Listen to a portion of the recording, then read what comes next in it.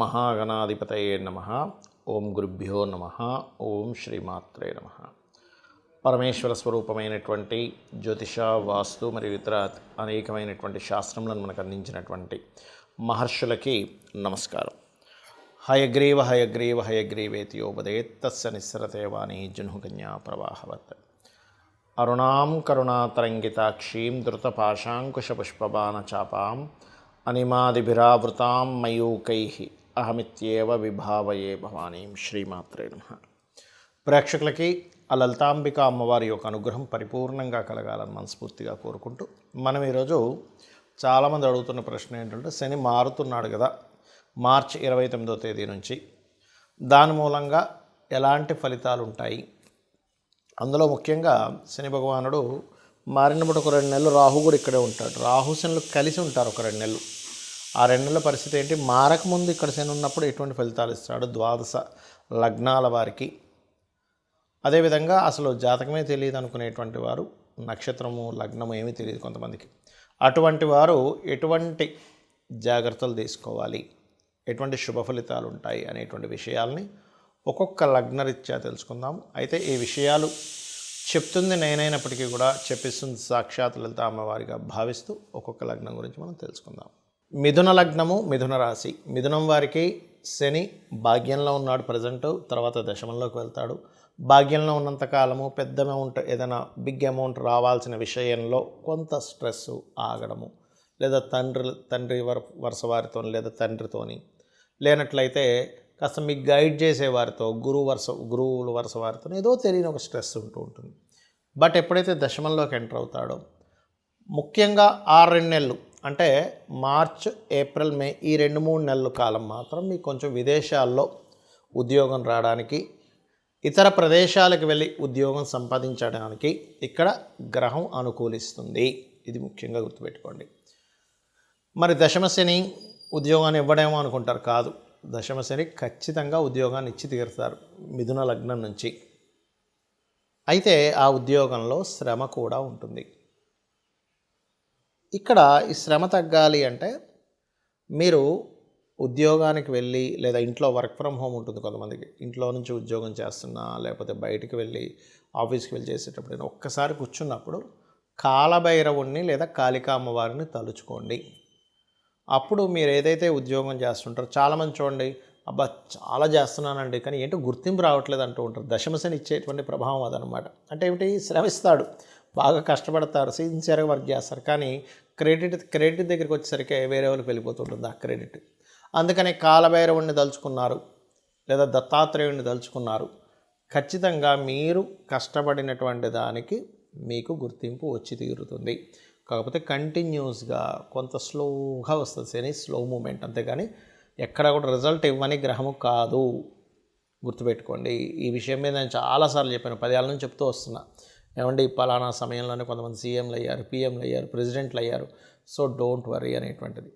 అయితే ఉద్యోగంలో మాత్రం శ్రమ ఎక్కువగా ఉంటుంది. 2 ఉద్యోగాలు అయ్యేలా కూడా చేస్తాడు ఇక్కడ మిథునం వారికి. అంటే ఏంటి? ఒక ఉద్యోగం చేస్తూ ఇంకో బిజినెస్ చేయడం, లేకపోతే ఇక్కడ పార్ట్ టైం చేస్తూ ఇంకో దగ్గర పార్ట్ టైం చేయడం, ఇక్కడ ఒక పెద్ద ఉద్యోగం చేస్తూ నైట్ టైమ్స్ ఇంకో దగ్గర, ఈవినింగ్ ఒక 3-4 అవర్స్ పార్ట్ టైం చేయడం, ఇట్లాంటివి ఇస్తాడు శని మీకు. ఇక మీరు చేయవలసిన దేవతారాధన లలితా సహస్రనామాలు చదవండి. దీంతోపాటు ఓం అనాకలిత సాదృశ్య చుబుకశ్రీ విరాజితాయై నమః అనే నామస్మరణ చేయండి. అన్ని విధాలా బాగుంటుంది మీకు. కొంతమందికి లగ్నము కానీ, నక్షత్రము కానీ, రాశి కానీ ఏమీ తెలియదు. తెలిస్తే కనీసం ఏలినాటి శని నడుస్తుందా, అర్ధాష్టమ శని నడుస్తుందా, అష్టమ శని నడుస్తుందా అని ఒక క్లారిటీ ఉంటుంది. అయితే మీకు ఒక విషయం గుర్తుపెట్టుకోవాలి అందరూ కూడా, శని అనగానే అదేదో మన మీద ఆయన కక్షగట్టి ఇబ్బంది పెడుతున్నాడు అనుకుంటే పూర్తిగా రాంగ్. మీ కర్మే. నవగ్రహాలు కూడా రవి దగ్గర నుంచి 9 కూడా, అందులో 2 ఛాయాగ్రహాలు కూడా మీ యొక్క కర్మే ఆ రూపంలో వస్తుంది. మన కర్మ ఆ రూపంలో ఉందని మనం ఫస్ట్ అర్థం చేసుకోవాలి. రెండవది, ఈ కర్మ దాటలేమా అంటే ఖచ్చితంగా దాటగలం. ఎప్పుడు? శని అంటేనే కర్మకారకుడు, కృషికారకుడు, శ్రమకారకుడు అంటారు. శ్రమ ఎంత మనం చేస్తే శని భగవానుడు అంత ఆనందిస్తాడు. ఇంట్లో పడుకుంటే మాత్రం ఆయన ప్రభావం చాలా ఎక్కువగా ఉంటుంది, గుర్తుపెట్టుకోండి. శుభ్రంగా నేను ఏ పని చేయను, నాకు ఈజీ మనీ రావాలి, ఇలా ప్యాక్ ఆడితే నాకు డబ్బులు రావాలి, ఇలా ఇంకో దేంట్లోనో బెట్టింగ్స్ ఆడితే నాకు డబ్బులు రావాలి అని అనుకున్నారా, శని మొత్తం రోడ్డు మీదకి లాగుతాడు. గుర్తుపెట్టుకోండి, ఖచ్చితంగా రోడ్డు మీదకి లాగేటువంటి గ్రహం ఏదైనా ఉంది అంటే శని భగవానుడు. ఏది ఈజీ మనీ రావాలనుకుంటే ప్యాకెట్లు ఆడుకోవడం, రమ్మీలు చూస్తుంటాం మనం ఇవాళ రేపు ఫోన్స్లో, రమ్మీ ఆడడం, లేకపోతే ఏదో గుర్రం పందాలకి వెళ్ళిపోవడం, లేకపోతే ఇంకోటి ఏదో పందాలు. అంటే వాళ్ళు తెలివితేటలు ఏమి పెట్టకుండా, ఏ పని చేయకుండా ఇంట్లో కూర్చొని నాకు డబ్బులు రావాలి, లేకపోతే గోవా వెళ్ళిపోయి ఇట్లాంటివి చేసే వాళ్ళకి శని ఎక్కడా సహకరించడు. మీరు అనొచ్చు మరి, ఏమండి మరి కొంతమందికి వస్తుంటాయి కదంటే పూర్వజన్మల్లో విపరీతమైన పుణ్యకర్మలు ఏవో చేసి ఉంటారు వాళ్ళు, అందుకే వాళ్ళకి ఒక్కోసారి లాటరీలో డబ్బులు రావడము, ఏ నిధి దొరకడమో ఇట్లాంటివన్నీ జరుగుతూ ఉంటాయి. అయితే శనికున్న గొప్ప క్వాలిటీ ఏంటంటే, కృషి చేశారా ఆయన ఎక్కడా మిస్ అవ్వనివ్వడండి డబ్బులు ఇవ్వడం, నథింగ్, సమస్య లేదు.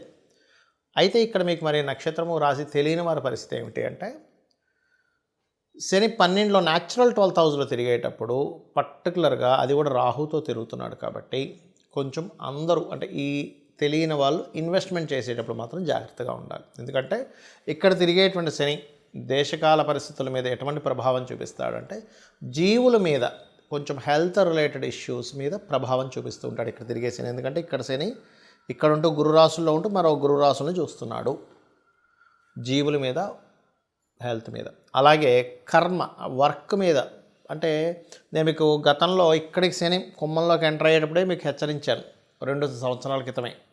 శని ఇక్కడ నుంచి స్లోగా మేషం వరకు వెళ్తున్నాడు. అందరూ కూడా వాళ్ళ ఉద్యోగాలతో పాటు వాళ్ళు సొంతంగా ఏం చేయగలరు, వాళ్ళకి ఏం టాలెంట్ ఉంది, ప్రతి ఒక్కరిలో ఒక గొప్ప టాలెంట్ దాగి ఉంటుంది.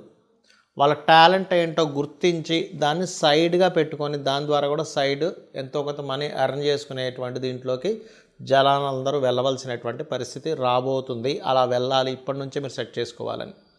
అందుకని ఏంటి, శనిలోకి ఎప్పుడైతే ఎంటర్ అయ్యాడో మళ్ళీ ఇంకొంచెం దాని యొక్క ప్రభావం పెంచుతూ ఉంటుంది.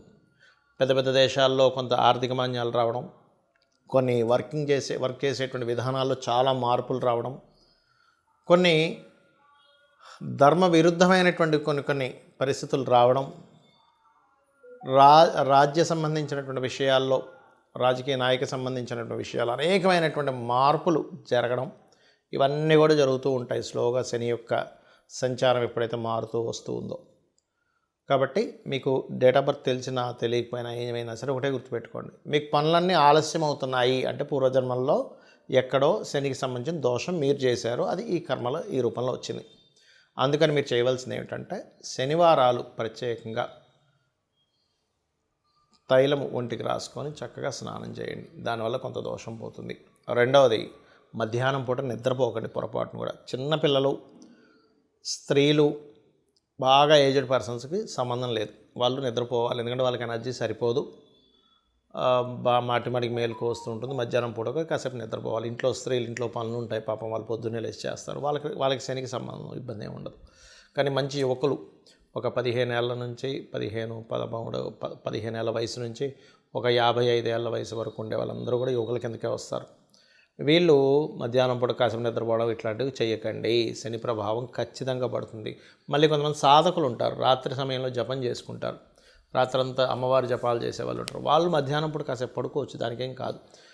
నైట్ డ్యూటీస్ చేస్తూ ఉంటారు కొంతమంది, వాళ్ళకి ఇబ్బంది ఏం లేదు. కానీ మీకు ప్రభావం పడకుండా ఉండాలంటే మాత్రం ఇవి ఖచ్చితంగా పాటించాలి. ఎక్కువగా వాకింగ్ చేయాలి, ఎక్సర్సైజెస్ చేయాలంటే మార్స్ ఎనర్జీని పెంచుకోవాలి. ఇక్కడ హోమాలకు ఎక్కువగా పార్టిసిపేట్ చేస్తుండాలి, చండీ హోమము లేదా చండీ పారాయణం చేస్తుండాలి. ఆంజనేయ స్వామి ఆలయం కానీ, నరసింహస్వామి ఆలయం కానీ, ఏదైనా శక్తి దేవత ఆలయాలు లేదా గణపతి ఆలయం లేనట్లయితే మీకు దగ్గరలో రావి చెట్టు ఉన్నా కూడా దాని చుట్టూ ప్రదక్షిణం చేసినా కూడా మీకు ఆ యొక్క దోషం అనేటువంటిది పరిపూర్ణంగా తొలగిపోతుంది. సో ఈ రకంగా చేసి మీ యొక్క అభివృద్ధి ఆ యొక్క స్వామివారి అనుగ్రహం లేదా అమ్మవారి అనుగ్రహం ద్వారా మీరు పొందాలని కోరుకుంటూ శ్రీమాత్రే నమః.